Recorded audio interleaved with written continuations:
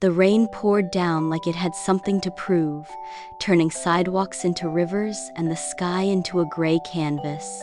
People dashed by with umbrellas bobbing above their heads, their steps hurried and eyes fixed ahead. But one boy stood still in the storm, his umbrella bright red with white polka dots, shaped like a ladybug, with two tiny antennae sticking out on top.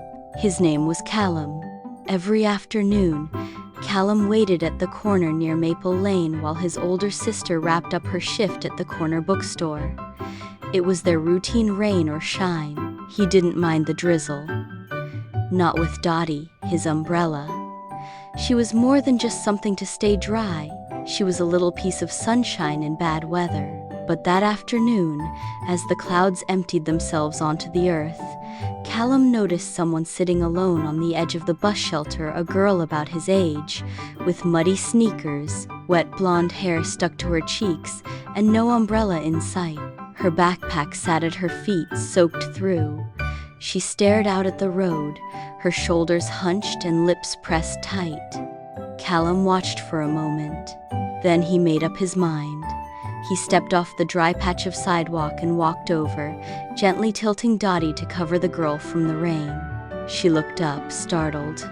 "You don't have to," she said quietly, noticing him getting wet.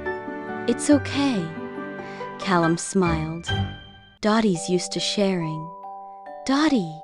the girl asked. Callum pointed up. "The umbrella. She's good company." A small smile broke across her face. "I'm Elodie," she said softly. "Callum." They stood there for a moment, the space beneath the umbrella suddenly warmer, even as the rain kept falling around them. "You waiting for someone?" Callum asked. Elodie nodded. "My aunt. Her car broke down, said she'd be a while." Callum looked across the street at the bookstore. "My sister's inside, we can wait together." She hesitated, then moved closer under the umbrella. Together, they leaned against the bench, watching raindrops race down the glass. "I like your umbrella," Elodie said after a moment. "Dottie's kind of adorable. She's been through a lot," Callum grinned. "Once we got caught in a hailstorm. She only lost one spot."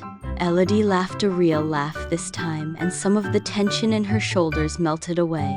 They talked while the rain tapped its rhythm above them about favorite animals. Hers was a seal, his a panda, weird dreams, and the time Elodie once tried to make soup in the microwave and nearly set her house on fire. The storm lightened. Cars rolled by more slowly. Puddles sparkled under glowing streetlights. And then, across the street, Callum's sister stepped outside and waved. "That's Ada," Callum explained. "She makes the world's worst tea but reads like 100 books a week." Elodie smiled. "She sounds cool." "She is. You want to come wait inside? It's warm and there's hot chocolate." Elodie blinked. "Really?" "Of course," he said. "Dottie insists." Inside the bookstore, the air smelled like old pages and cinnamon.